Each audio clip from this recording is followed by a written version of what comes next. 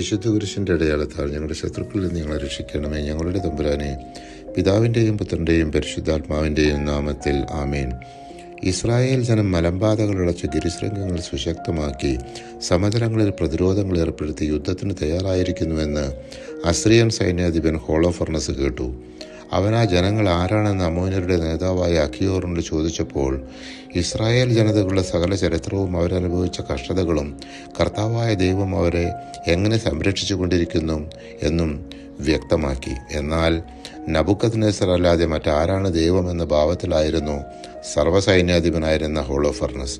അവൻ സൈന്യത്തെ അയച്ച് അവരെ ഭൂമുഖത്തു നിന്ന് നിർമ്മാർജ്ജനം ചെയ്യുമെന്നും ഇസ്രായേലരുടെ ദൈവം അവരെ രക്ഷിക്കുകയില്ല എന്നും അവൻ വെല്ലുവിളിച്ചു.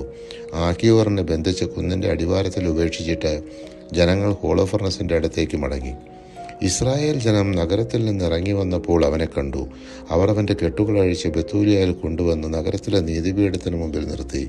ഹോളോഫർണസിൻ്റെ സദസ്സിൽ നടന്നതും അസ്രിയൻ നേതാക്കന്മാരുടെ മുമ്പിൽ താൻ പറഞ്ഞതും ഇസ്രായേൽ ഭവനത്തിനെതിരെ അങ്ങേയറ്റം ധിക്കാരത്തോടെ ഹോളോഫർണസ് ജൽപ്പിച്ചതുമായ കാര്യങ്ങൾ അവൻ വെളിപ്പെടുത്തി. ഇസ്രായേലർ ഇപ്രകാരം പ്രാർത്ഥിച്ചു: സ്വർഗത്തിൻ്റെ ദൈവമായ കർത്താവെ, അവരുടെ അഹങ്കാരം കാണണമേ. ഞങ്ങളുടെ ജനത്തിന് ഏൽപ്പിക്കുന്ന അപമാനമോർത്ത് അവിടുന്ന് കരുണ കാണിക്കണമേ. അവിടുത്തെ സമർപ്പിത ജനതയെ കടാക്ഷിക്കണമേ. യൂദിത്ത് 6:19 ഹോളോഫർണസ് തൻ്റെ സൈന്യത്തോടും തന്നോട് ചേർന്ന സഖ്യകക്ഷികളോടും പാളയം വിട്ട് ബെത്തൂലിയക്കെതിരെ നീങ്ങാനും മലമ്പ്രദേശത്തേക്കുള്ള പാതകൾ പിടിച്ചടക്കാനും ഇസ്രായേലരോട് യുദ്ധം ആരംഭിക്കാനും കൽപ്പിച്ചു. ആ വമ്പിച്ച സൈന്യത്തെ കണ്ട് ഇസ്രായേലർ ഭയവിഹ്വലരായി. അമ്മോന്യരുടെ സൈന്യം അസ്രിയക്കാരുടെ 5000 ഭടന്മാരോടുകൂടെ വന്ന് ഇസ്രായേലരുടെ അരുവികളും ചാലുകളും കൈവശപ്പെടുത്തുകയും ചെയ്തു.